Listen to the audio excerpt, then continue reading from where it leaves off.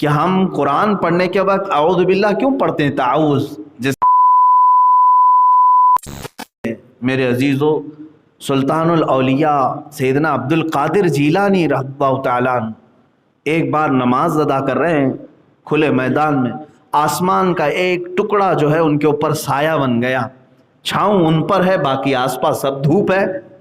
آپ نے نماز ادا کی، کسی اور کے ساتھ ایسا ہو تو وہ سب اپنی اتنی بڑائی ظاہر کر دے کہ میرے ساتھ تو آج بڑی کرامت ہو گئی ہے۔ آسمان کا ٹکڑا صرف سایہ ہی نہیں بنا بلکہ اس سے آواز بھی آنے لگی۔ کیا آواز آنے لگی کہ اے عبد القادر، میں تیرا خدا ہوں، میں نے تیری عبادت کو پسند کیا، میں نے آج سے تجھ پر جتنے حرام تھے سب حلال کر دیا، جو کچھ بھی تیرے لیے حرام تھے ساری چیزیں میں نے حلال کر دیا، تیرے لیے شراب حلال ہو گئی، عورتیں سب حلال ہو گئی۔ یہ اس ابر کے ٹکڑے سے آواز آئی۔ حضرت سیدنا عبد القادر جیلانی رحمۃ اللہ تعالیٰ فوراً نماز کے بعد کہتے ہیں کہ یہ آواز میرے رب ذوالجلال کی طرف سے ہرگز نہیں ہو سکتی ہے۔ جو چیز میرے مصطفیٰ کریم صلی اللہ تعالیٰ علیہ وسلم کے لیے حرام ہو گئی ہو، عبد القادر کے لیے وہ کیسے حلال ہو سکتی؟ اور قیامت تک کے لیے کوئی حلال نہیں کر سکے گا۔ یہ جواب حضرت سیدنا عبد القادر جیلانی کا ہے۔ جھوٹے 2 نمبر پیر اپنے لیے بہت ساری چیزیں حلال کر لیتے اور وہ کہتے ہمارا معاملہ الگ ہے۔ تمہارا معاملہ کیسے الگ ہو سکتا ہے؟ نمازیں معاف کر کے بیٹھے ہوئے ہیں بہت سارے لوگ۔ پیر صاحب نماز کیوں نہیں پڑھتے؟ کہا نہیں ہم تو کعبے میں پڑھتے ہیں، آپ کو نظر نہیں آتے۔ تو کھانا یوں کیوں کھاتے ہو؟ کھانا یہاں کیوں کھاتے ہو؟ سوتے یہاں کیوں ہو؟ یہ ان کے ایسے پیروں کے لیے جو نماز کعبے میں پڑھنے کی بات کرتے ہیں، مدینے میں پڑھنے کی بات کرتے ہیں، 2 دن کھانا دینا بند کر دو ان کو۔ کہو حضرت آپ جب نماز کے لیے مکہ جائیں وہیں سے کھجور کھا کے آ جائیں، زمزم پی کر کے آ جائیں، کھانا وہیں کھا کر کے آ جائیں۔ میرے عزیزوں مجھے ایک بھی ایسی روایت بتا دو کہ ہمارے اتنے بڑے اکابر اولیاء کاملین میں کسی نے نماز قضا کی ہو۔ سرکار غریب نواز رضی اللہ تعالیٰ عنہ، حضرت سیدنا عبد القادر جیلانی رضی اللہ تعالیٰ، کبھی ان کی ایک نماز قضا کیا ہے انہوں نے جان بوجھ کر؟ یا اپنے کسی مرید سے کہا ہے کہ تم نماز نہ پڑھو میں تجھے بخشوا دوں گا، معاف کرا دوں گا؟ مجھے ایک روایت ایسی بتا دو۔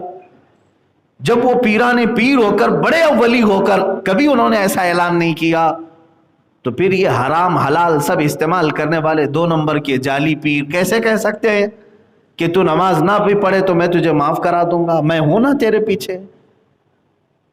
بہت سارے مرید اسی بات میں ہیں، پیر صاحب بخشوا دیں گے، کہاں بخشوائیں گے؟ وہ خود جہنم میں جا رہے ہیں اپنے بدعمالیوں کی وجہ سے۔ عزیزان گرامی، حضرت سیدنا عبد القادر جیلانی رضی اللہ تعالیٰ عنہ جب یہ آواز سنتے ہیں تو جواب کیا دیتے ہیں؟ یہ میرے خدا کی ہو ہی نہیں سکتی، میرے رب کی طرف سے نہیں ہو سکتی یہ چیز، یہ تو ابلیس ہے، شیطان ہی ہے جو مجھے بہکانے کی کوشش کر رہا ہے۔ تو وہ بادل کا سایہ جو تھا وہ دھواں بن کے چلا گیا۔ شیطان اتنا بھی کر سکتا ہے، اندازہ کرو، وہ آسمان پر ابر بن کر کے تمہارے اوپر چھاؤں لا سکتا ہے، اس کا مطلب یہی ہوا نا۔ وہ ہوا ہو گیا، دھواں ہو کر کے ختم ہو گیا، اور پھر ابلیس لعین سامنے آیا۔ کیا پہچان لیا تو نے عبد القادر؟ تو بہت بڑا عالم ہے، بہت بڑا عالم ہے تو، اور تیرے علم نے تجھے آج بچا لیا، اگر تو عالم دین نہیں ہوتا تو میں تجھے گمراہ کر دیتا۔ اب سنو، سرکار عبد القادر جیلانی رضی اللہ تعالیٰ عنہ کہا کہ اے ابلیس لعین، تو دوبارہ مجھے گمراہ کرنا چاہ رہا ہے، میرے علم نے نہیں بچایا، اللہ کے فضل نے بچایا۔ وہی رب تعالیٰ فرماتا وَلَوْلَا فَضْلُ اللَّهِ عَلَيْكُمْ وَرَحْمَتُهُ لَاتَّبَعْتُمُ الشَّيْطَانَ، اگر اللہ کا فضل اور اس کی رحمت تمہارے ساتھ نہ ہو تو تم تو شیطان کے پیچھے لگ جاؤ گے۔ یہ اللہ کا فضل ہے جو ہمیں بچایا ہوا ہے۔ اسی لیے میں نے اعوذ باللہ من الشیطان الرجیم کی تفسیر میں یہ عرض کیا تھا شروع میں، مفسر شہیر حضرت حکیم الامت احمد یار خان نعیمی رحمۃ اللہ تعالیٰ علیہ نے بھی اس کو بیان فرمایا کہ ہم قرآن پڑھنے کے وقت اعوذ باللہ کیوں پڑھتے ہیں؟ تعوذ جس کا مطلب ہوتا ہے نا، میں پناہ مانگتا ہوں، اے اللہ تیری پناہ مانگتا ہوں، کس سے؟ شیطان مردود سے۔ ہم ہمیشہ پناہ مانگیں. اور آپ تو یہ سوچتے ہوں گے کہ صرف قرآن پڑھنے کے وقت تعوذ پڑھنا چاہیے، بلکہ ہمارے بزرگوں نے بہت ساری زندگی میں عملیات بھی بتائے ہیں کہ تعوذ پڑھو آپ. جب آپ کو گناہوں کی خواہش ہونے لگ جائے اور اپنے آپ کو کنٹرول میں نہیں لا پا رہے ہو تو اعوذ باللہ کی کثرت شروع کر دو. اعوذ باللہ من الشیطان الرجیم، اعوذ باللہ من الشیطان الرجیم، زیادہ سے زیادہ پڑھنے لگ جاؤ. اعلیٰ حضرت فاضل بریلوی رحمۃ اللہ تعالیٰ علیہ خود فرماتے ہیں کہ میں سب سے زیادہ تعوذ پڑھتا ہوں. غصے سے بھی بچو گے، بہت ساری ایسی خرافات جو تمہاری نیکیوں کو تباہ کرتی ہیں ان سے بھی بچو گے، کیونکہ یہ سب شیطان کے عملے ہیں. اور جو تعوذ پڑھا، اعوذ باللہ پڑھا، اس کے ساتھ ہوگا کیا؟ مثال کے طور پر میں آپ کو بتاؤں کہ آپ اللہ سے ڈائریکٹ پناہ مانگ رہے ہیں، اللہ کی بارگاہ میں ڈائریکٹ پناہ مانگ رہے ہیں کہ اللہ تو خود بچا لے مجھ کو، تو خود بچا لے. اس کو انہوں نے ایک مثال سے، مفسر شہیر نے ایک مثال سے یوں بیان کیا. کبھی آپ نے اپنے کسی ساتھی کے بڑے گھر یا وزٹ کیا، کبھی ملاقات کے لیے، یا چلیں کسی ایسے کے گھر جانا تھا جس کے گھر کے چوکھٹ کے باہر کتا بیٹھا رہتا ہے، پالا ہوا ہو یا پھر ایسے ہی روٹی ڈالنے پر بھی پل گیا ہوا ہو. آپ دیکھے ہوں گے، آپ اپنے قریبی عزیز کے گھر جا رہے ہیں اور گھر کے قریب پہنچے ہیں، دروازے کے پاس کتا بیٹھا ہوا ہے، بھونک رہا ہے، آنے نہیں دیتا. آپ نے بچنے کی بہت کوشش کی، کبھی ادھر سے کبھی ادھر سے، لیکن کتا بڑا ڈینجر ہے، وہ وہاں بھونکنے لگ جاتا ہے. پھر آپ کیا کریں گے؟ لکڑی بھی اٹھائے، پتھر بھی اٹھائے، لیکن وہ طاقتور تھا، کسی اور جگہ سے حملہ کر دیتا. تو آپ نے آواز لگائی اپنے دوست کو ہی، کہا کہ بھائی باہر آ جاؤ ذرا، تم اپنے کتے کو سنبھالو، مجھے اندر آنے نہیں دے رہا ہے.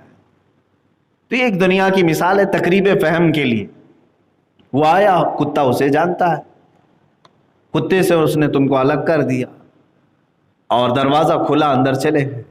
تو یہ تو ایک دنیاوی ایک تقریب فہم کے لیے بتایا گیا، بلا تشبیہ بلا تمثیل. اللہ کی بارگاہ میں ہم نہ کوئی مثال دے سکتے نہ کوئی تشبیہ.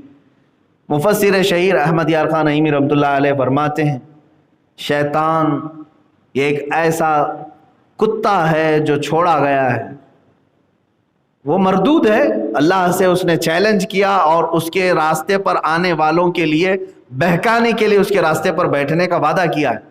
لَأَقْعُدَنَّ لَهُمْ صِرَاطَكَ الْمُسْتَقِيمَ، میں تیرے سیدھے راستے پر بیٹھ جاؤں گا، اور جو اس راستے سے گزرے گا، کبھی اس کے سامنے سے، کبھی پیچھے سے، کبھی دائیں سے، کبھی بائیں سے، میں آ کر اسے بہکاؤں گا. یہ 8ویں پارے میں آیت ہے. شیطان نے اللہ سے یوں کہا ہے. تو آپ ظاہر سی بات ہے اس کے دربار تک پہنچنے میں یہی کتا حاوی ہو جاتا ہے، حائل ہو جاتا ہے، درمیان میں آتا ہے. کیا کریں ہم اس سے، کیسے بچیں؟ تو اسی لیے حکم ہوا میرے آقا صلی اللہ تعالیٰ علیہ وسلم کا کہ تم اپنے طریقے سے جتنی بھی کوششیں کرو گے اس سے بچنے کی، یہ کسی نہ کسی راستے سے پھر آ جائے گا. تو ڈائریکٹ اس کے مالک سے کہو جو اس نے اس کو بھی پیدا کیا. اعوذ باللہ، میں اللہ کی پناہ مانگتا ہوں، اے اللہ میں تیرے بارگاہ میں التجا کرتا ہوں کہ اس ابلیس سے لعین کے شرارتوں سے تو مجھے بچا لے. اور اللہ جس کی حفاظت پہ آ جائے پھر شیطان کا داؤ اس پر نہیں چل سکے گا.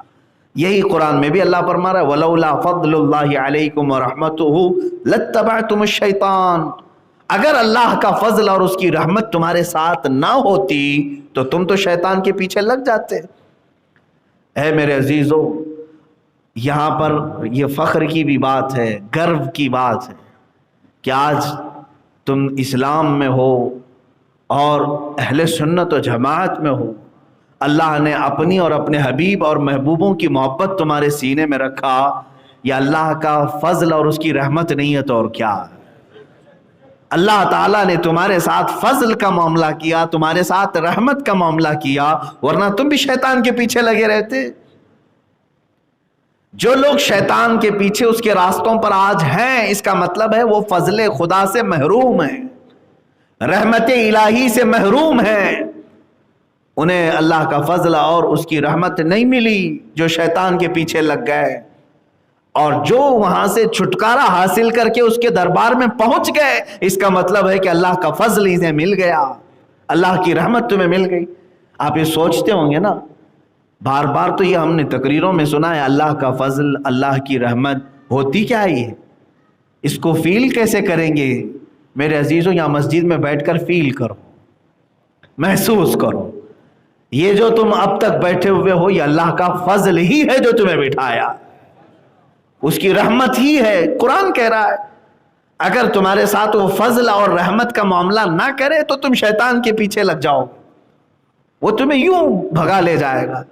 اچھا، حدیث میں یہ ملتا ہے، ان الشیطان لیجری مجری الدم، شیطان کیسے آتا ہے معلوم ہے؟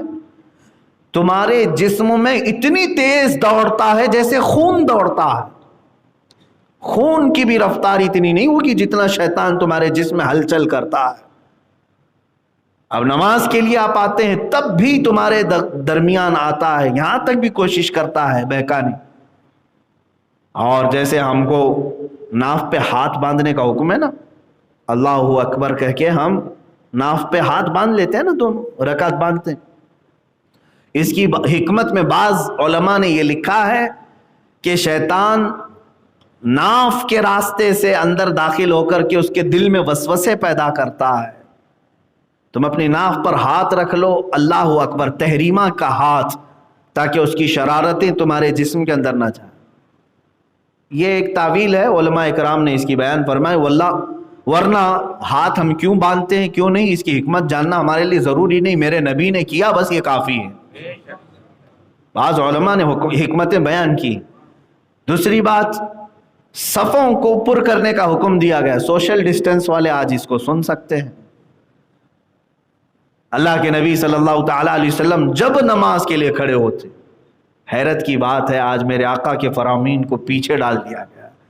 ارے کورونا کی امامت چل رہی ہے، کورونا کی جماعت چل رہی ہے، میرے نبی کی امامت اور میرے نبی کی جماعت کہاں ہے؟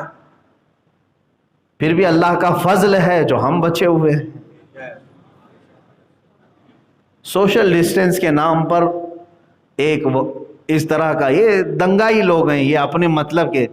میں آج یہ کورونا کو صرف اتنا ہی سمجھ رہا ہوں، یہ ہفتہ وصولی والے جس طرح گنڈوں کے پاس ایک کوئی چیز ہوتی تھی، ویسے ہی ان کے پاس، گورنمنٹ کے پاس ایک کورونا نام کی چیز آ گئی ہے۔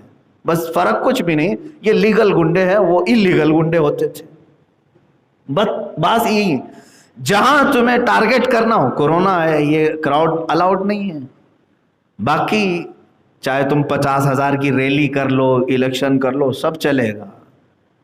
تو یہ وہی ہفتہ وصولی والا جو سسٹم ہوتا تھا، یا پھر یوں سمجھ لیں کہ کچھ لوگ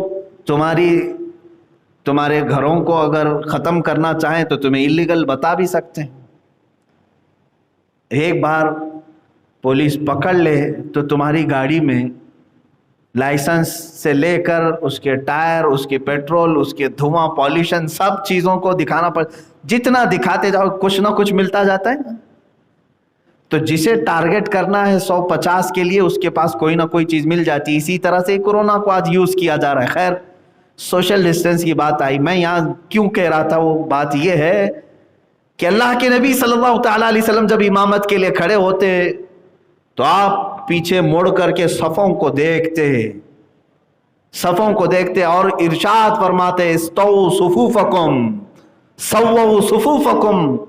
بہت سارے اماموں نے یہ کہنا بھی چھوڑ دیا، یہ سنت ہے، رسول پاک صلی اللہ تعالی علیہ وسلم کی سنت ہے۔ شروع میں بعض لوگوں نے مجھ سے یہ سوال کیا تھا کہ آپ نماز پڑھانے سے پہلے کیا بولتے ہیں، اور ہم نے کبھی یہ اس طرح سے نہیں دیکھا، آپ کیوں الگ سے کوئی نئی نماز پڑھا رہے ہیں؟ نہیں میرے عزیز، کچھ بھولی ہوئی سنتوں کو زندہ کرنا چاہ رہے ہیں۔ رسول کریم صلی اللہ تعالی علیہ وسلم کی عظیم سنت مبارکہ تھی، صفوں کو درست کرتے۔ جب تک صفیں درست نہیں ہوتی نماز قائم نہیں کرتے۔ الگ الگ الفاظ ہیں حدیث پاک میں، تراسو، حضور فرماتے کندھے سے کندھا ملا لو، وسد الخلل، فرماتے کہ خلل بیچ میں جو گیپ ہے اس کو پورا کر دو، تھوڑا سا بھی گیپ مت رکھو۔ نبی فرما رہے ہیں سد الخلل، عربی کا لفظ ہے، آپ دیکھ لیں کہیں پر بھی ڈکشنری میں، جس کا مطلب ہوتا ہے چھوٹے سے بھی گیپ کو پورا کرو۔ اور تم اس نبی کے فرمان کو پلٹ کر کہہ رہے ہو سوشل ڈسٹینس، دور ہو जाओ, टच ना करो एक दूसरे को। तो शरीयत किसकी है? अल्लाह के रसूल सल्लल्लाहु ताला अलैहि वसल्लम। मेरे आका सल्लल्लाहु ताला अलैहि वसल्लम क्या वो हकीम नहीं थे? हुजूर अकरम सल्लल्लाहु ताला अलैहि वसल्लम को ये बात नहीं मालूम थी कि किसी दूसरे के कंधे को टच करने से बीमारी आ सकती है? मुआज़ल्लाह, क्या तुम उनसे भी बड़े हकीम हो रसूल पाक सल्लल्लाहु अलैहि वसल्लम से? मेरे अजीज, जिसको करना है वो करे, जिसको करना है वो करे। लेकिन जहां तक मेरी बात है, मुझसे अगर पूछोगे, मैं इस चीज का कायल नहीं हूं। मैं अगर जमात में खड़ा रहूं, मुझसे अगर कोई टच नहीं होना चाहता है वो जाए दूर, लेकिन मैं इसकी दावत हरगिज नहीं दूंगा, इसलिए कि मेरे नबी ने खलल पूरा करने का हुक्म दिया है। अब सुनो, क्यों खलल पूरा करो, ये गैप क्यों भरो, ये गैप को क्यों कंप्लीट करो? क्यों कहा गया है कि सफ़ों के दरमियान कोई जगह खाली नहीं होनी चाहिए? रसूल करीम सल्लल्लाहु ताला अलैहि वसल्लम की दूसरी हदीस है जिसमें फरमाया, अगर तुमने सफ़ के दरमियान फुरजा कहते हैं कुशादगी रखी, गैप रखा, तो फरमाया गया कि उस जगह शैतान आ जाएगा जो दोनों के दिलों में वसवसा पैदा करेगा, इधर भी और उधर भी, और दोनों की नमाजों को खराब करेगा। मेरे अजीजों, ये इस्लाम ही है जो तुम्हें कंधे से कंधा लगाने का भी हुक्म देता है और दिल से दिल मिलाने का भी हुक्म देता है। आप हरगिज़ ये ना समझें कि मेरे बगल में खड़े होने वाला कोई गरीब है, मुझसे टच कैसे हो रहा है। नहीं, हमने इस्लाम को देखा है कि जहां सिद्दीक़ अकबर खड़े होते हैं, उनके बगल में बिलाल हबशी भी खड़े हो जाते हैं। गुलाम और अमीरुल मोमिनीन एक साथ सफ में खड़े हो गए हैं। इसीलिए मशहूर शायर ने यह कहा था, आ गया ऐन लड़ाई में गर वक्त नमाज, क़िबला रूहों के ज़मीं बोस हुई कौम हिजाज, एक ही सफ में खड़े हो गए महमूद व अयाज, ना कोई बंदा रहा ना कोई बंदा नवाज। आज वो तारीख उलट दी गई है, यहाँ बंदा अलग हो गया है, बंदा नवाज अलग। बंदा नवाज तो कोई होगा भी नहीं आज, लेकिन बस ये है कि बाज़ लोगों को ऐसा लगता है कि यहाँ से कोरोना आ जाएगा, अपने आप को सिक्योर करने के लिए क्या क्या हरबे वो अपना रहे हैं। अच्छा, मेरे पास कुछ लोगों की डिटेल्स हैं, मैं मजाक नहीं करना चाहता, लेकिन अफसोस है मुझे, जो लोग बहुत ज़्यादा खौफज़दा थे इसमें, और सैनिटाइज़र से उन्होंने सिर्फ हाथ नहीं, मेरे ख्याल से पूरा जिस्म भी धो लिया होगा तकरीबन। मैं मुबालगा नहीं करना चाहता, लेकिन ज़्यादा से ज़्यादा वो खाने के बर्तनों को तक बार बार हर चीज़ से पोंछ कर मस्जिदों में नहीं आए और सोशल डिस्टेंस का बहुत ख्याल रखा। लेकिन मैंने उनके जनाजे भी पढ़े, आज वो मौजूद नहीं, उसी बीमारी ने उन्हें जकड़ लिया, उसी बीमारी में मर गए। ये तमाम एहतियात भी उनको बचा नहीं सके, नहीं बचा सके। जब ये मालूम ही है कि मौत और हयात अल्लाह के दस्ते कुदरत में है, तो मोमिन को चाहिए कि एहतियात करे, एहतियाती तदबीर रखे, लेकिन इतना भी ज्यादा नहीं कि तुम्हें छूत छात वाले मामलात आ जाएं, छूत छात के ये सब मामलात आ जाए। बाप अपने बेटे को छूने से डरे, माँ अपने बेटे को उठाने से डरे कि बाहर जाकर क्या आया फला ना हो जाए। ये तमाम चीज़ें आज की डाली हुई हैं। हालांकि मेरे अजीज़ों, ये टॉपिक मेरा चेंज ना हो जाए। बहरहाल मैं ये कहना चाह रहा था कि शैतान तुम्हें हर जगह हमला करने की कोशिश करेगा। अगर अल्लाह का फजल और उसकी रहमत तुम्हारे साथ ना हो तो तुम उसके पीछे लग जाओ। यहाँ तक कि बिस्तर पर तुम्हारे शैतान आता है, खाने के बर्तन में शैतान आता है, इस्तिंजा खाने में शैतान रहता है, तुम्हारे हर जगह पर शैतान आ रहा है। अगर अल्लाह तुम्हारी हिफाजत ना करे, फजल उसका ना हो, तो फिर तुम शैतान के पीछे लग जाओ। खाने में शामिल होता है, बिस्तर में शामिल होता है। इसीलिए फरमाएगा ना, जब भी तुम बिस्तर बिछाओ सोने के लिए, उसको 3 मरतबा झाड़ो, औज़ु बिल्लाहि मिनश शैतानिर रजीम और बिस्मिल्लाहिर रहमानिर रहीम पढ़ करके बिस्तर पर लेटो, वरना पूरी रात शैतान तुम्हारे साथ रहेगा, खेलेगा, बुरे बुरे ख्यालात लाएगा। नफ्स अम्मारा जो शरारतें करता है, शैतान बिस्तर पर होता है। सीने पर सवार होता है, गंदे वसवसे डालता है। और इसीलिए देखें आप बैतुल खुला में टॉयलेट में जाने के वक्त भी आपको क्या सिखाया गया? अल्लाहुम्मा इन्नी अऊज़ु बिका मिनल खुबुसी वल खबाइस। ये शैतानी है, खुबुस और खबाइस। ऐ अल्लाह मैं तेरी पनाह मांगता हूँ खबीस शैतानों से, मर्द हों या औरतें, दोनों किस्म की वहां पर होती हैं। औरत जा रही है तो उसे मर्द शैतान बहकाता है, मर्द अंदर जा रहा है तो उसे खबीसाएं, औरत जो शैतान है उसकी शर्मगाह से खेलते हैं। एक सहाबी रसूल का तो इस बात में इंतकाल हो गया है, इंतकाल हो गया। तभी तो मेरे आका सल्लल्लाहु अलैहि वसल्लम ने तालीम दी कि जो भी जाए बैतुल खला में टॉयलेट में पढ़ करके जाए। शैतान कहाँ नहीं छोड़ेगा तुम्हें, हर जगह। इसीलिए हुक्म ये भी है कि जब तुम खाना का लुकमा उठाओ तो बिस्मिल्लाह पढ़ लो, वरना तुम्हारे लुकमे के साथ शैतान अंदर होगा। वो तुम्हारे खाने का जो नूर है, जो रिज्क की बरकत है, वो छीन लेगा। और अगर भूल भी गए शुरू में बिस्मिल्लाह, तब भी मेरे आका ने फरमाया जिस वक्त याद आए, आखिरी लुकमा भी तुम्हारा अगर बच्चा हो तो बिस्मिल्लाह पढ़ लो। बिस्मिल्लाह फी अव्वलिही व आखिरी पढ़ लेना। ये बिस्मिल्लाह बताएगा, बिस्मिल्लाह फी अव्वलिही व आखिरी। तो हुजूर सल्लल्लाहु अलैहि वसल्लम ने फरमाया जो शुरू से वो शामिल था वो सब उलट देगा, वो सब उलट देगा, उसको नफा कुछ नहीं होगा तुम्हारे खाने से। तो तुम्हें तो बचाया है अल्लाह के नबी सल्लल्लाहु अलैहि वसल्लम ने हर जगह पर। तो इससे अंदाजा करो कि शैतान से तुम्हारी जंग कहां कहां है। अगर अल्लाह का फजल तुम्हारे साथ ना हो तो फिर शैतान के पीछे लग जाते। अब भी हमारे बहुत सारे लोगों के साथ ये मामलात हो गए हैं कि शैतान उन पर गालिब आ जाता है। इसी वजह से वो दरबार इलाही को छोड़कर उसके पैरोकारी में लग जाते हैं। इब्लीस लईन उन्हें अजान से दूर लेकर के चला गया।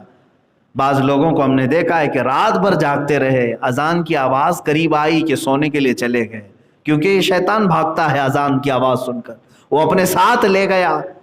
ऐसा जो अजान को मुंह फेर करके जो भाग रहे हैं, जा रहे हैं, तो वो ये बात भी याद रख लें कि वो अल्लाह के फजल से महरूम हो गए। अल्लाह का अगर फजल उनके साथ होता तो उसके साथ ना जाते बल्कि अल्लाह के घर आते।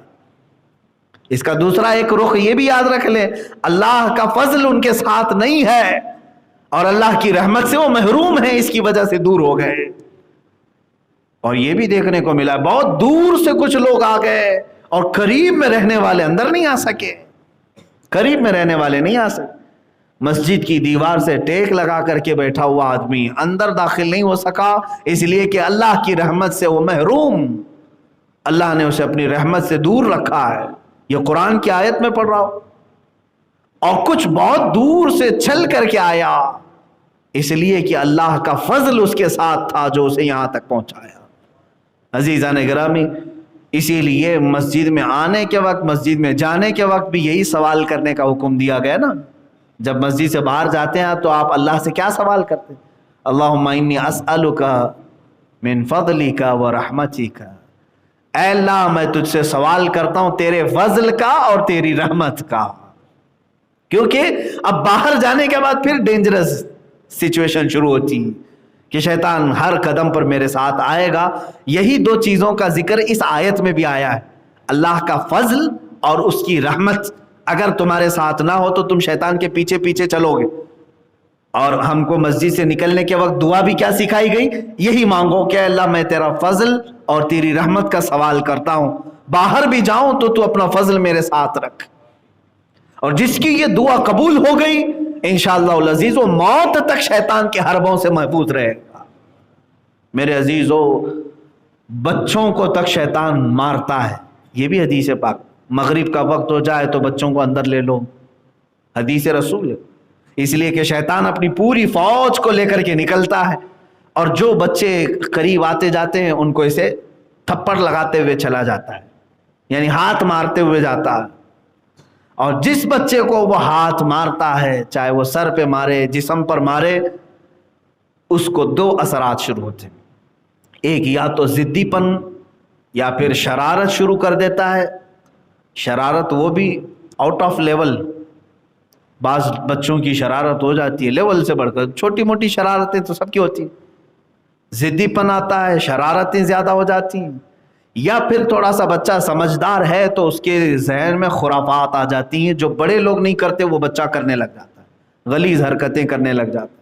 یہ شیطان کا مس ہے، یعنی اس کا تماچا ہے یا اس کا جھاپڑ سمجھ لو، تھپڑ سمجھ لو، جو لگ جاتا ہے۔ اسی لیے حکم دیا گیا مغرب سے پہلے بچوں کو اپنے گھروں میں لے لو۔ ہمارے محلوں میں تو مغرب کے بعد بچوں کو باہر نکالتے ہیں۔ انگلینڈ میں آج بھی، انگلینڈ برطانیہ میں آج بھی پولیس ڈپارٹمنٹ کی طرف سے یہ کہا گیا ہے کہ جو نابالغ بچے ہیں وہ مغرب کے بعد باہر نہ دکھائی دیں۔ جرائم پر کنٹرول کرنے کے لیے رات سے پہلے بچوں کو اندر لینے کا آرڈر دیا گیا۔ چند سال پہلے کی ایک خبر میں نے پڑھی تھی۔ میرے عزیزو، بچوں کو یہاں پر بہکاتا ہے، جوانوں کو الگ، بوڑھوں کو بھی الگ، یہاں تک کہ موت کے منہ میں جا رہے ہوتے اس وقت تک بھی بہکاتا ہے۔ اس وقت بھی جب تم موت کے منہ میں جا چکے ہو، قریب ہے کہ روح نکلنے والی ہے، تب بھی وہ سرانے کے پاس کھڑا رہتا ہے اور ہاتھ میں میٹھا پانی، ٹھنڈا پانی لے کر کھڑا رہتا ہے۔ وہ کہتا ہے کہ تیری ساری تکلیف دور ہو جائے گی، سارا تیرا یہ جو نزع کا معاملہ ہے ختم ہو جائے گا، بس ایک بار میری بات سن لے۔ جس خدا کی تو عبادت کرتا تھا وہ جھوٹا ہے اور میں سچا ہوں، معاذ اللہ۔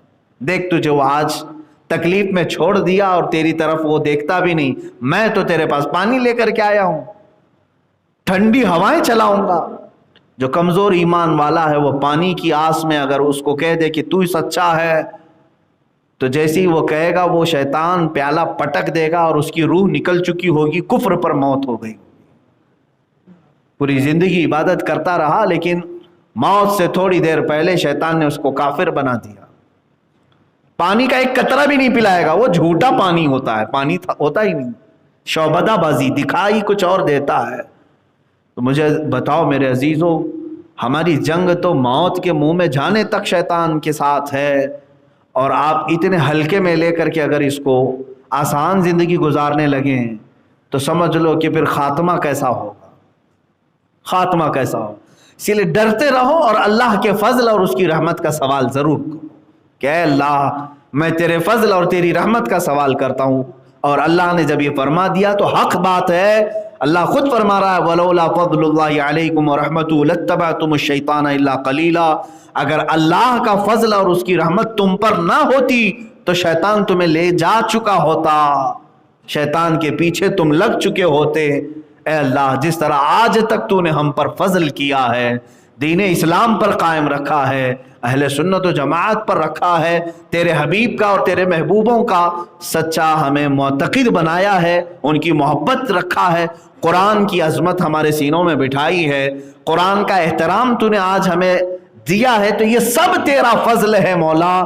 اب بقیہ زندگی میں ہم صرف سوال یہ کرتے ہیں کہ جس طرح تو نے حق دین پر ہمیں رکھا ہے، قبر میں جانے تک ہم سب کو حق دین پر قائم رکھ۔ یا مقلب القلوب ثبت قلوبنا علی دینک یا اللہ، اے دلوں کو پھیرنے والے خدا ہمارے دلوں کو ہمیشہ تو اپنے دین پر قائم رکھ۔ وآخر دعوانا الحمدللہ رب العالمین۔